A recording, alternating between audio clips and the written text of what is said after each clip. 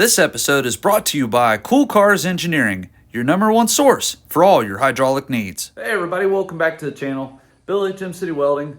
It's another beautiful Sunday fun day out in the garage. So it's been a little while since I've done a video, done an upload, but I'm gonna bring you guys up to speed on what's been going on here in the shop and show you some new parts that I picked up for the 1964 Super Sport Chevy Impala.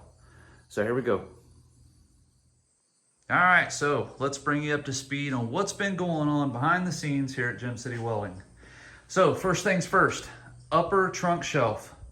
This was a really hard purchase, not because of the price, but I've gone back and forth for a very long time if I wanted to replace the one in the car, because as you guys know, I'm already going to be replacing the lower trunk pan, which is a given. That mine was shot in the car. But ultimately, I made the choice to do this for a couple reasons. So 61 to 64 guys, you guys already know body mounts on these cars on the rear, they're horrible. Stuff gets caked in there over 60 years and it rots that whole entire section of the pan out. Unfortunately on my car, it is so far gone that it was actually rusted pretty far up into here. And that's when I said, you know what? I'm gonna pull the trigger and I'm gonna get one of these things. Two, somebody at one point in this area of my pan had put a jack or jack stand on the floor at some point in its life and damaged it pretty bad. And last but not least, the rear tail pan. So this goes on the back side of that pan to the bumper area. Mine is completely gone, like it's Bluetooth, guys. There's not even a piece of it left in my car, unfortunately. So had to make the decision to go ahead and just get one. And with that, I also got new taillight panels because mine are also completely gone at the bottom, that area right there. And this trunk pan portion comes with the new these filler panels, and then these two little clips. And that guy right there is for the trunk latch. So gonna be doing some pretty extensive sheet metal replacement coming up in the very near future. I'm trying to set myself up to where this winter I'll have complete access to this garage without being obstructed by tools and all kinds of whatnot. You guys seen the one-piece floor pan over there? That's coming too as well. So basically I'm doing the whole underside. The only thing I'm really trying to save, possibly, is the footwell for the passengers in the back. I've been underneath the car and it looks okay, but you know, if I get all the interior torn out of this car and say, you know what, I should probably go ahead and get that panel, I'll do that. But the big reason for, you know, trying to make room so I can roll this body in and out this winter is right here. So, as you guys can see, I used to have that big ass blue cabinet. There was doors on that thing I haven't opened for years. So I said, you know what? It's time to go. I need places for my tooling. Also picked up a original Boulevard Nights poster. So that's pretty rad. But anyways, I tore out the cabinet. I needed all this room to put tools because I need to take the body back off the frame. I'm gonna put the frame pretty much, let's call this bay. Let's call this a bay. I need to be able to roll that thing in and out over this winter. Body's gonna go on a cart so I can move it around as needed and be able to take it outside, you know, hopefully do some of the body work and stuff like that. The major sanding part, possibly outside if it's not too cold. It is October 1st, so we'll see what happens. It's a little early, but I needed to do that work now. And tearing out this cabinet behind me, it took a couple days to do that. So enough of the rambling on about that. Why are you here today? Well, you're here because I am building something for my 20-ton shop press that I've wanted to do for quite a while. So gonna set you up. We'll talk about what that is and why it's important to have one of these. Stay tuned. Okay, so I needed a press brake for a long time for my 20-ton shop press. Having a press brake is very, very helpful in the garage. For me specifically, I do welding classes here at home, and I'm all the time needing to bend or purchase 90-degree right angles for the welding class. So I thought, you know what, I can keep on buying those because I do various thicknesses, or I can make a press and make my own here at home. So that's what I decided to do. So just as an example, all this stuff that you see, not these are from Max at the Chop, but these raw materials here are from my local steel yard. So pretty much the rundown of this is going to be, we're going to have a bottom plate, and then we're going to have, let's call this the actual brake portion of itself. Then you're going to have a piece of angle iron, and then the braking bar. Now what we also have is some rod, some tube, and then these are really heavy duty garage door springs. Not garage door, excuse me. Screen door springs. God, why can't I remember that? Anyways, all this stuff right here cost me less than 20 bucks.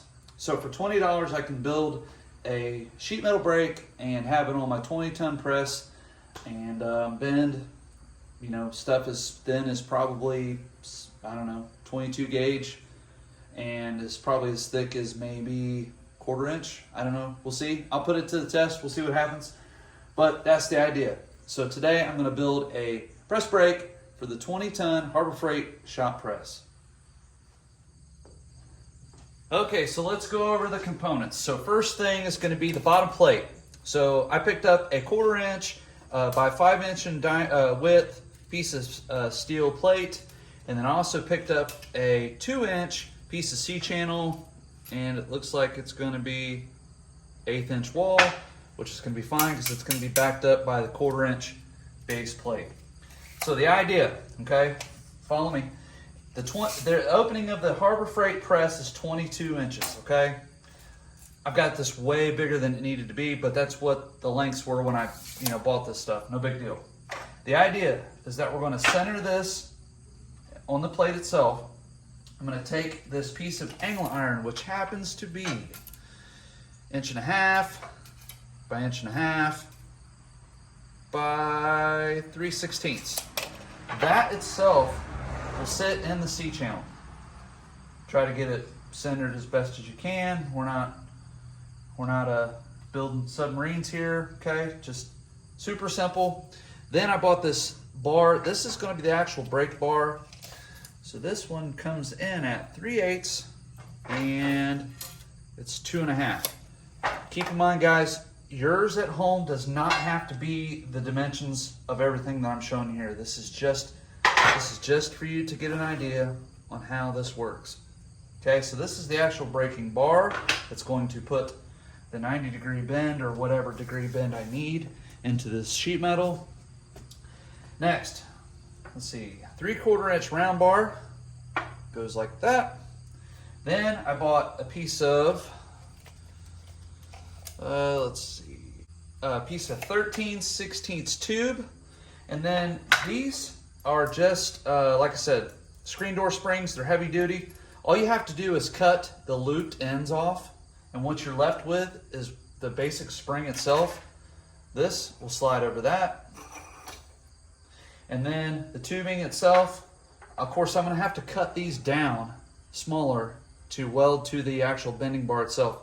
But this slides right over top of that, and that's what pushes down on the spring itself. Last but not least, let's call this, I don't know, center cone, whatever you want to call it. It goes dead smack in the middle of this thing, and that's what the ram pushes down on for the braking action. So let me pull you to the side, show you what's going on. Pretty simple. So this whole piece will move like this on and put pressure on that spring, and then of course it's spring loaded, so it'll push it back up. But you get the idea. Where this becomes helpful is if you're fabricating something at home in the garage, or my example with the welding classes, or you could be working on your Impala project or whatever project it is that you're working on at home. Having one of these is makes it very versatile. If I need to put a 90-degree brake on something for, like, let's say part of the frame reinforcements, or in some of my old frame videos, you guys saw me use the actual engine stands for the frame rotisserie to bend steel. This will eliminate me having to do that. I just go over to the press, a couple times with the press, bam, 90 degree, 45 degree. I'm sure this will probably be capable to bend over 90, which is fine. But very versatile, super cheap to make. So from here on out, I'm not gonna do a whole lot of talking. You're just gonna see me working, okay? And I may step in at some point and talk a little bit about it. Maybe not, I don't know. We're just gonna go for it. So here we go.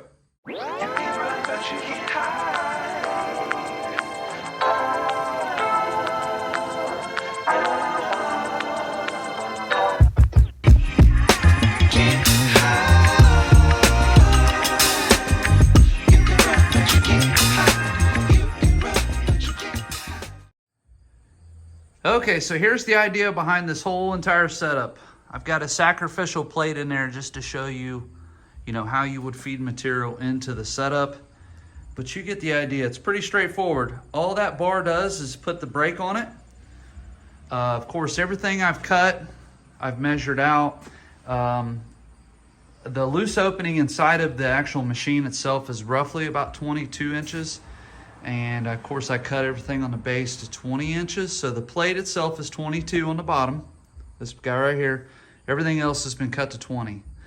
I still have to trim, obviously, the springs a little bit to add these guys right here, because they will slide over top of that and get welded to that bar, and that's what pushes down. And then got to do, I don't know what I did with it. Oh, here it is. This guy as well. That'll get welded. I gotta make a plate for that. And that's what'll go on this guy right here to help push that down. So pretty straightforward. Not a whole lot of, not a terribly difficult project here. So sit you back up and keep on trucking.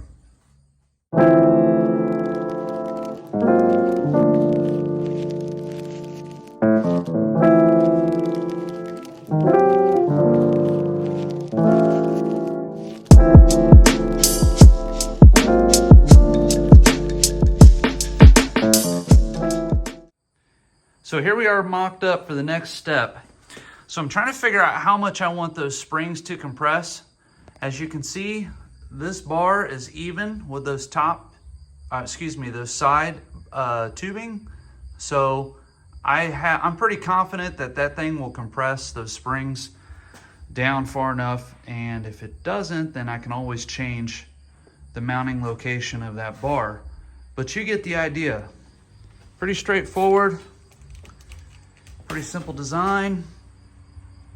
Should have no problem bending that. And then the idea also is to have a big enough opening, so of course it doesn't have to be plate steel. It can be if I need to straighten something or whatever the circumstances are. So I'm gonna get this thing tacked up and we'll give it a test run.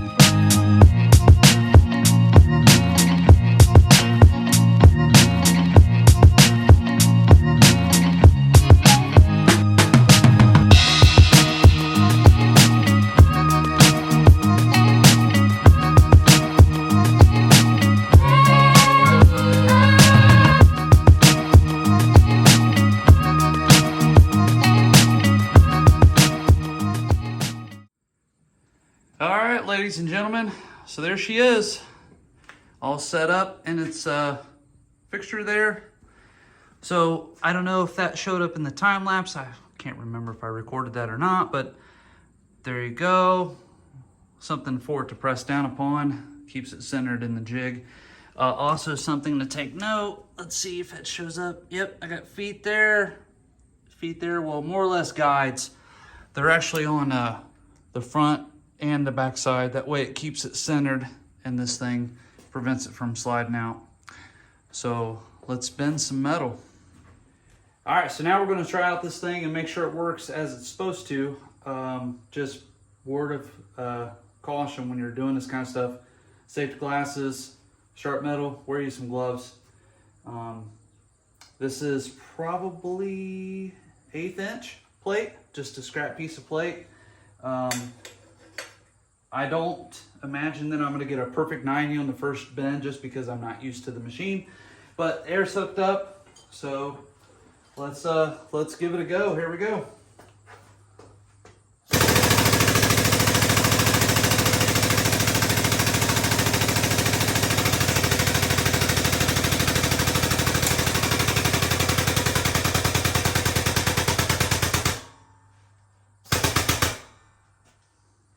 Okay, go a little over 90, and then it'll probably spring back just a little bit. All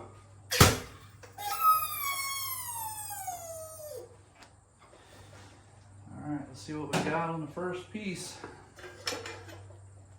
Okay, not bad. It's a little over 90. It didn't spring back quite as much as I thought it would, but it's certainly a pretty nice bend. Now, some of you may be asking right off the bat, well, why isn't that like a perfect hard 90? So to achieve that kind of finish, you would have to put a bevel on this bar here, which I plan on making a couple of these. I really wanted some soft bends like that for when I'm doing control arms, if I ever do another frame, anything that I might be reinforcing that I don't really necessarily want to have a hard 90, because let's be honest, when you're doing projects like I am with the Impala and you're doing frames and control arms, not everything's a perfect 90. Sometimes it's just that gentle curve that is exactly what you need. So yeah, that's I'm pretty sure that's 1/8 inch. So now we'll step it up to something a little bit thicker. So this should be 1/4 inch. I don't expect to get a full 90 on this. I don't know, but we'll see together. It does have a welded seam on the back, so that might be an issue, but we'll no less, we'll try it out and see what happens here. All right, let's make sure this is tight, which it is. Safety glasses on. keep your distance. Here we go.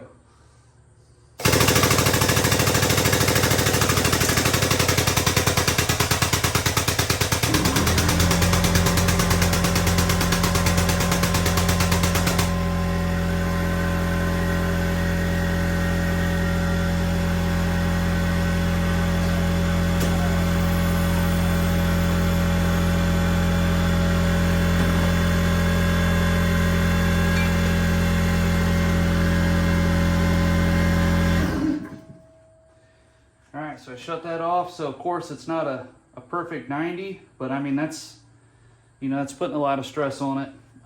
But it certainly bent it pretty good. I'm not seeing any fractures or anything like that. So I guess it is possible to bend 1/4 inch damn near to a 90. So that's not too bad. Looks like I might have bent my jig a little bit. Can't be too far off. It might have bent this a little bit, but whatever, that's okay. I expected that to happen. The whole idea here is just to get a little bit of a bend in this thicker metal. So let me get you set back up and we'll finish off the episode. Okay, so that's just going to about wrap up today's episode, but before we finish, there's a couple things I'd like to talk about. The first one is, on this episode, I want to do a builder spotlight, and for those of you who are just tuning into the channel for the first time, every now and then I like to do a builder spotlight where I feature people's projects and vehicles they're working on that they send me. through some kind of messenger, however they get it to me, or I might run into them at an event and people just share with me the projects they're working on. So today's builder spotlight is going to be Carey Anderson. So Carey Anderson lives in Southern Ohio, and Carey's no stranger to lowriding. You could say that Carey's got lowriding in his blood. His dad owns Hit 'em Up Hydraulics. His name is Shorty, and he has a 63 that is a single pump, 8 battery, and at one time was hitting 70 inches. So that's no slouch there. That's moving pretty good. I'll share a video of that car now.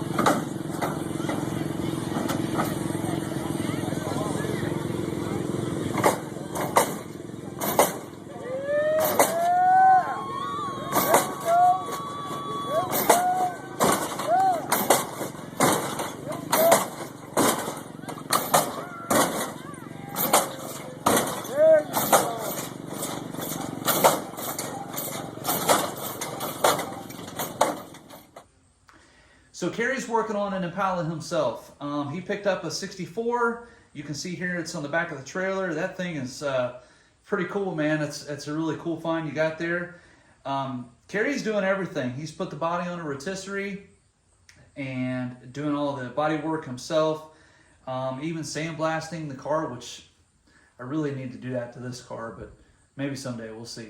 But yeah, Carey can do it all. He's just recently started doing his frame wrap, so he's going to town on that. His plans are single pump, 8 battery, hoping to do 50 inches, chains front and back, and he wants to be able to 3-wheel the car. And judging by the looks of things, I have no doubt in my mind Carey's going to do that. So Carey, shout out to you, buddy. Love the car, love the build. Keep us updated here on the channel, and as always, keep watching, please. Thank you. So I guess one of the last things I want to talk about is, car show season's winding down, at least here where I'm at in the country it is. What an amazing show season it's been, and the big takeaway from all that for me is you, the viewers. Those of you that have reached out to me through Messenger and sent me all kinds of things and talked to me all the time, that is awesome. I love that stuff. But one of the cool aspects of this whole YouTube thing is that I've had the privilege of running into some of you at the events. Chicago, the dedication show, the West Side show, the Ola, Kentucky, all those different shows that I went to this summer, and getting to meet a lot of you, the viewers, is it's pretty amazing. It makes me very humble. Putting a name to a face or just shaking a hand to somebody that watches and supports the channel, it means the world to me. It really does. So thank you so much for tuning in to these episodes and sticking through all my chit-chat and rambling. But with that being said, there was a very, very big show announcement for the Midwest that's coming up next year in April. So if you haven't heard about it, stay tuned for a future episode very, very soon, where I'm going to go in depth on this upcoming event and talk about what to expect for that, and a little behind the scenes about what's going on with that event.